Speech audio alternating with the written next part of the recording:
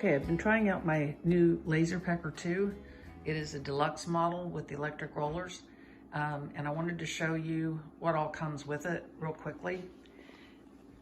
This is the main unit, the Laserpecker 2. It has a little shield, protective shield. It raises up and down with a button on the side. It comes with safety glasses, which are important. The power bank to plug it in and charge. Use it while you're, just use it while you're going. It had a set of samples that you can practice on. Luggage tags, dog tags, some metal, colored metal, and cork, and also some little wood pieces, which I've already done some on. It has all the cords that come with it, 2 brief manuals of how to use it. And then this is really cool. This is you can get this as an add-on. This is the electric rollers. And this can mount 2 different ways, which I'll demonstrate later. This actually goes underneath the machine and you can put round objects on it and it will turn as you laser them. You can also turn it over, have the rollers on the bottom, and do long objects like signs or whatever. And I've got a demo of that that you saw in the beginning there. And it also had this little power bank that comes with it. And that's super nice if you're doing anything outside or you want to take it along and be portable. You don't have to have a plug-in for it. And it's also great if you don't have an outdoor plug-in and you're working on something like I did my sign outside, because it was really a lot of lasering on wood and it smoked somewhat. And also some things are a lot better to do outside because of the what you're using them on. It could be hazardous if you're breathing it. So that's something to take into consideration. Anyway, it took me just about a little less than 10 minutes to put it all together. It has pretty good instructions. And then you download the app onto your phone and you're pretty much ready to go. Now, adding on the accessories takes a little bit of practice, but they have real short little brief videos online on their website how to do all that. And mainly the main thing is just getting the connections right on the back, which really isn't hard because they basically only go in one way, but it takes a little getting used to. Anyway, I'll show you some of the things that I've done with it and give you some brief demos. Okay, just very briefly, to raise and lower, this is really simple. If you long press it, it'll go continuously, then short press to stop. The same with the going down. Long press to go down.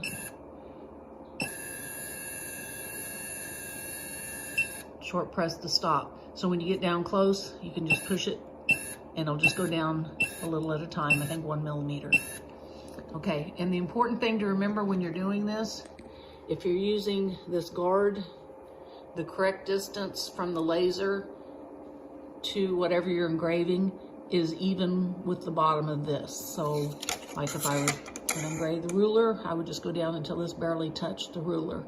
Or if it's smaller, to where it's the same level as that. Another way you can adjust the depth if you're not using the guard is with this little ruler that they give you, and you go down to the surface and it should be 110 millimeters to the top, to the bottom of that. Not using the protective guard, they have another way to measure is with this little leg that drops down. You just drop that down, and then whatever your surface is, put underneath it and just lower that down until it touches.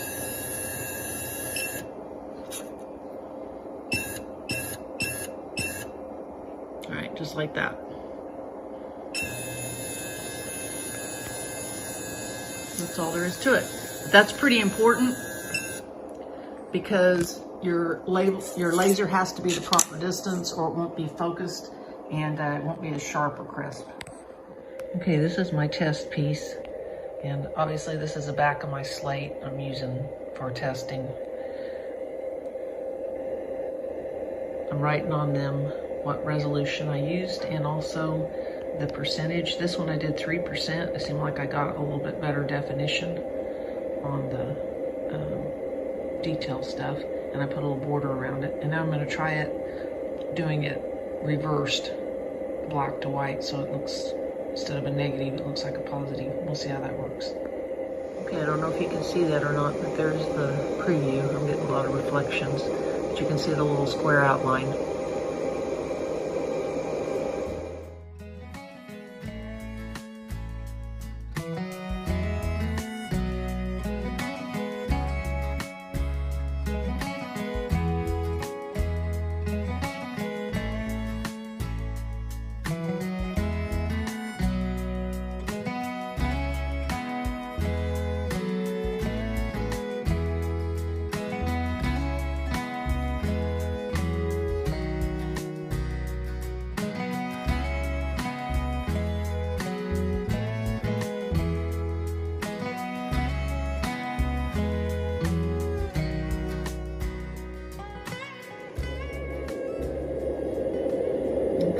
Done.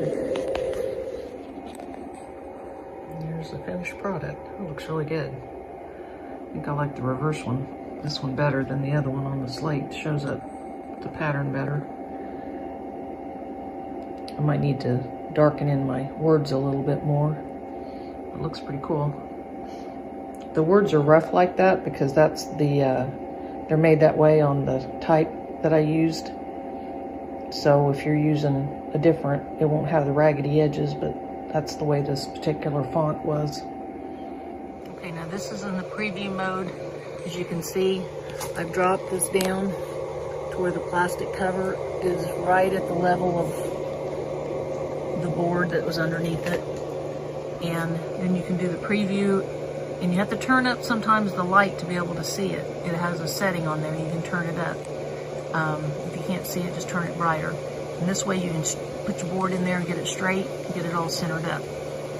Okay, the settings I used for this was 90 millimeters wide. It'll go up to 100, but my piece of wood is not quite wide enough to do that.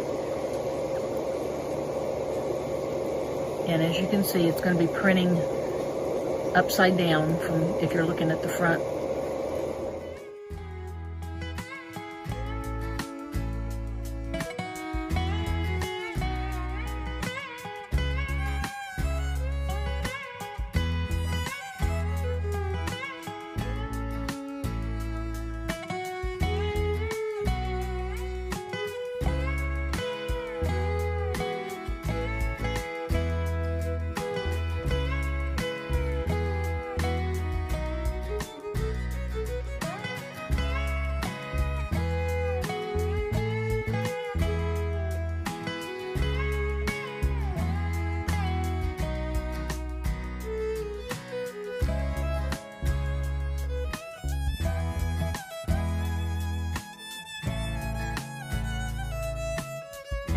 Resolution, that took 8 minutes and 24 seconds.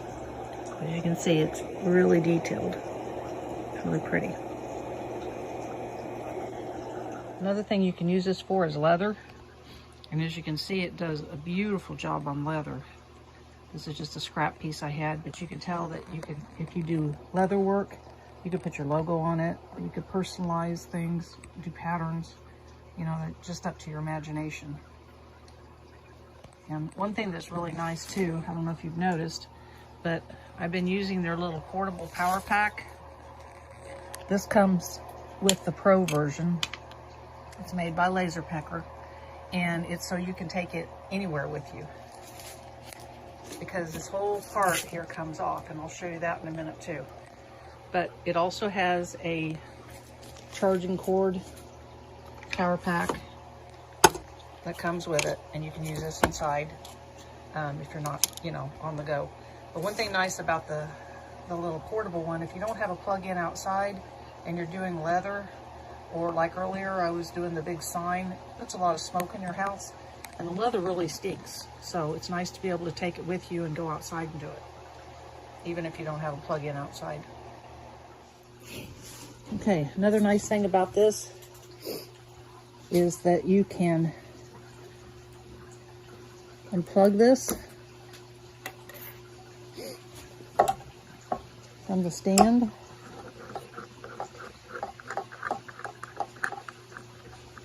Oops, wrong one.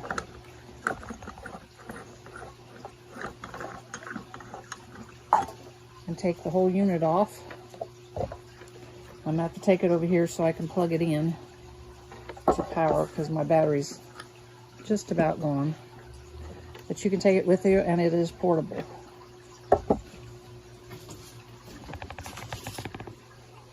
getting ready to do this on my cutting board. I did a test on the back to see how hard the wood was, and then this is my preview setting, and I'm getting ready to laser it. As you can probably see, when I started this, I had it on 12, and it was going way too deep on the top, kind of almost catching it on fire. I did a test piece on the back, but the wood must be different a little bit on the front from the back. So I changed it to 6 on the depth and started it over again, so then it really burnt the top. But I guess this is a lesson learned. It would be easier to do it lighter, because as long as you don't move your Laserpecker, if it turns out too light, you can take another pass and it'll just go back over it and darken it up. So anyway, that's something to keep in mind if you're doing this on wood that you're not familiar with. Okay, so that's a demo of how to do the handheld. And like I said, it didn't do as well because I had the setting too deep. But as long as you don't move this, you can make it deeper.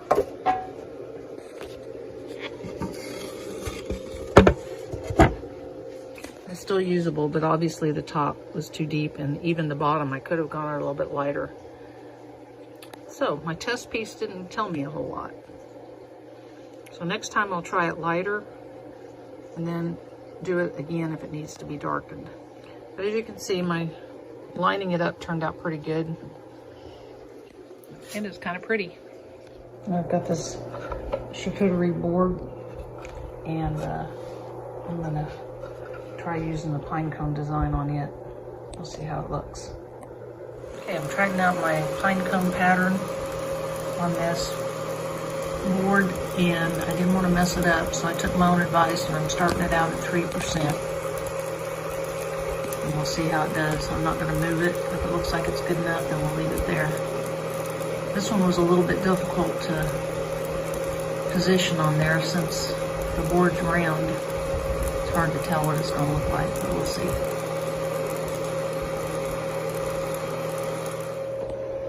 Okay, it looks like the pine needles turned out fairly good, but the lettering is not good.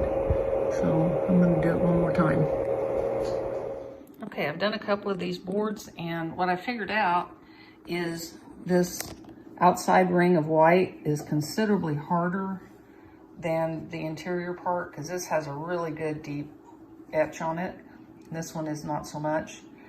This one's still pretty good, but as you can see, the first one I did, it barely etched the outside, and I'm afraid it would over etch if I turn up the turn up the depth for the whole thing, because sometimes you go too deep. I don't want it to be able to get food and stuff stuck down in there. So I think what I'm going to do is separate out this design from the lettering, do this, and then later come back in and put this on at a deeper depth and see how that works if I do any more like this. So that's just something to keep in mind, that even on the same piece of wood, that it can be a little bit different settings required. Okay, now another really neat feature of this, you can get this roller add-on, and what that's for, it plugs in to the main unit, and it's for doing things that are like a cylinder shape or like a cup or glass, and it communicates with the laser, and it turns your object as the laser is going, so that it, you know, engraves all the way around it. And another thing that this is really used for, in the beginning you saw my sign, and I use this to make it. So in order to do that, take those out, and you just flip this over upside down, and it has, oops, the wrong way, has these little roller balls that also help it stay level and they're magnetized, and they have a little hole, so they just pop right in there. And then you mount this onto it, and then just unscrew this from the main unit, and it attaches to here. And I'll show you what that looks like when I show you the rest of how I did my sign. But what's really interesting about that is that then this also communicates with the laser. So the rollers on the bottom cause this to go along in trolley mode. So you can do something really long. And it works real well.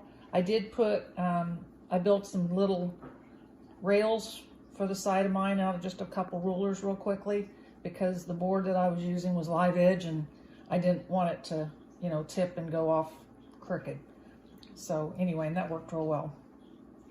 Okay, I'm getting ready to try to laser my sign for the cabin.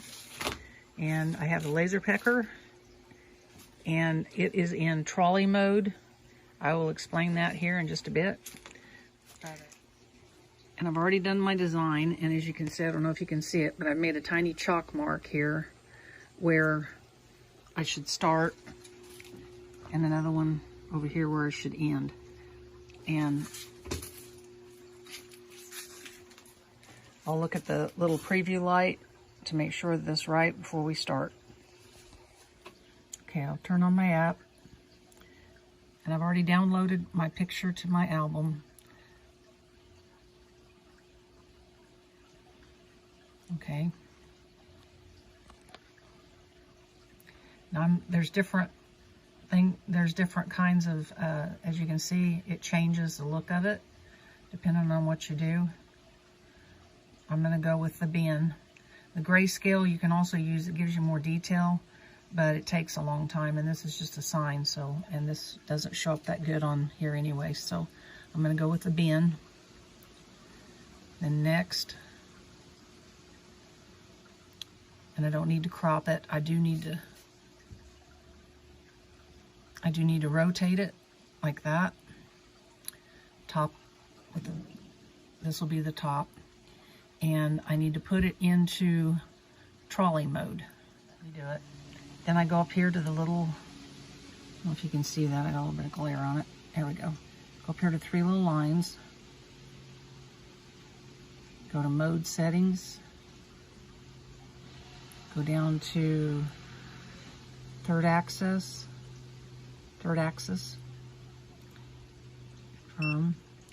and enable the trolley mode.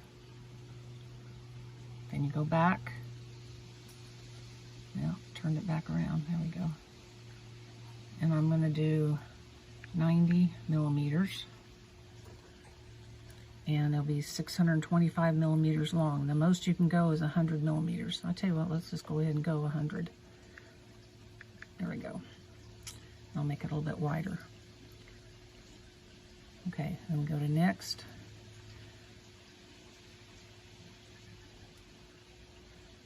Okay, and we have to preview it. All right, so in order to preview it, you got to put your glasses on.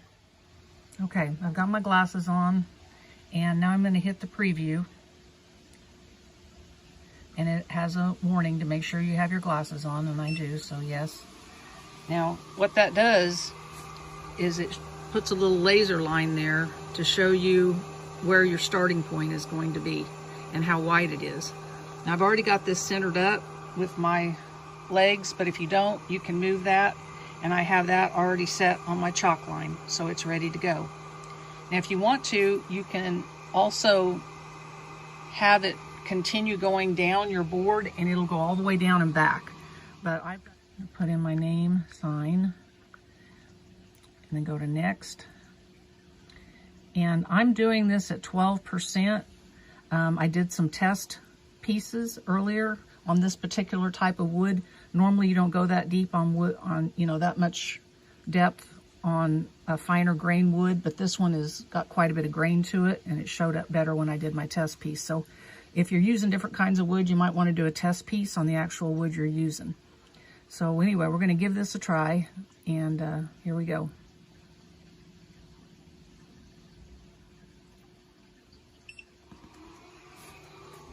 As you can see, it's really going along pretty good.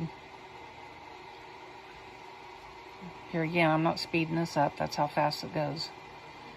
And of course it depends on the detail amount of quality that you set it for as to how quick it goes.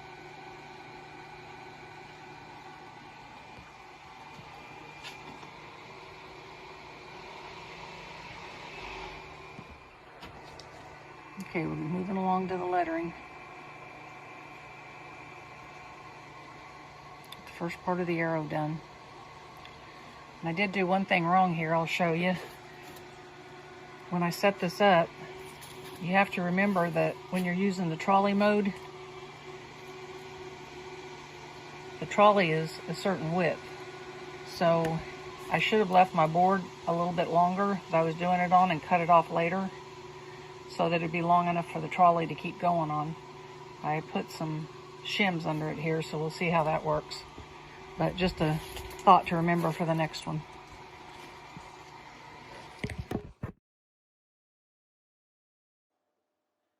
If you want more info about this Laserpecker, I have posted the links in my video description, and I think you'll really enjoy it. It's an awesome piece of equipment.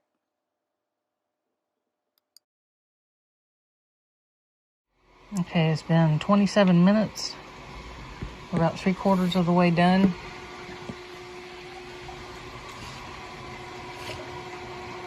Let's get into the back part of the arrow.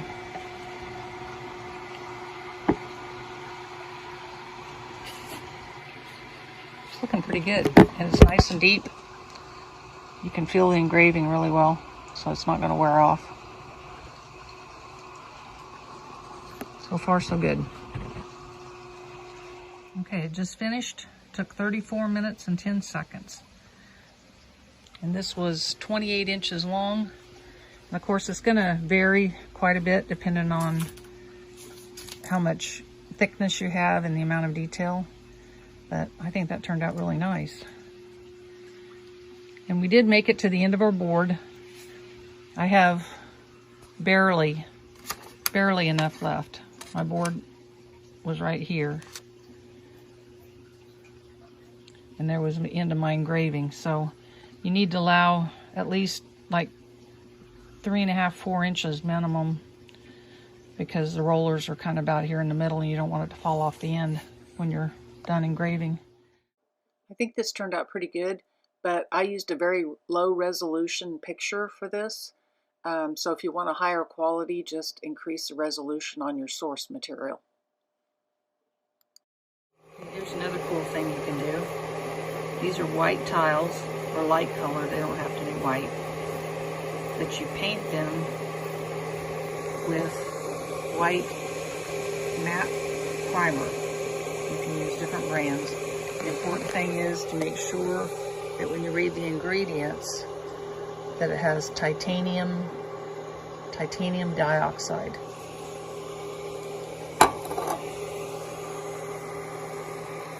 And when you do that, it burns that into the tile itself, and hopefully it should stay black when you take the paint off the thinner.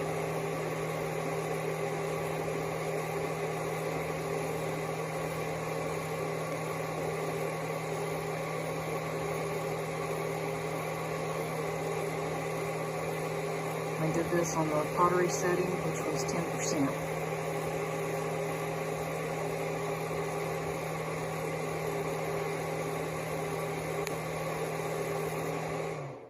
Okay, so here's some of the other little projects I've done with my laser engraver. It's a Laserpecker 2, and I did some little charcuterie boards for cheese, snacks, or you could use it for sushi with our logo on it. And some coaster size. I'm gonna get some coasters and do them. And here's one of my favorites. We got some big cutting boards, and we put a little bit of a pine cone emblem on there, and did that also with a piece of slate for another little charcuterie board. And it works amazing on leather, so I'm gonna have to play with that. You could laser engrave your books or wallet, any number of things. And you could also, if you do leather projects, you can put your logo on it, or And then this was just kind of for fun. Here's my test pieces. I'm doing some popsicle stick deals for my garden because my labels always fade, and so these are engraved into it, so I thought that would be fun. You're probably not going to buy this just to make garden labels because it's a little pricey, but if you have any kind of, it'd be great for doing some kind of a little business. I've seen people do like little refrigerator magnets with sayings on it, and one of the advantages of this is it's super fast. It won't do really large items. The size is just a little under 4 inches by 4 inches, but unless you use it in trolley mode, which is what you saw on my sign, and then it'll do pretty much, I guess, unlimited length and about 4 inches high. But you can do, like if you're doing a sign with more lettering on it, you know, you can do more than one pass to get the next line of lettering on it. So anyway, there's all kinds of things. Your imagination can probably think of more. You're supposed to be able to use it on some types of metal. I haven't tried that yet, but they do send you some little metal samples with it, so I'm gonna have to give that a try as well.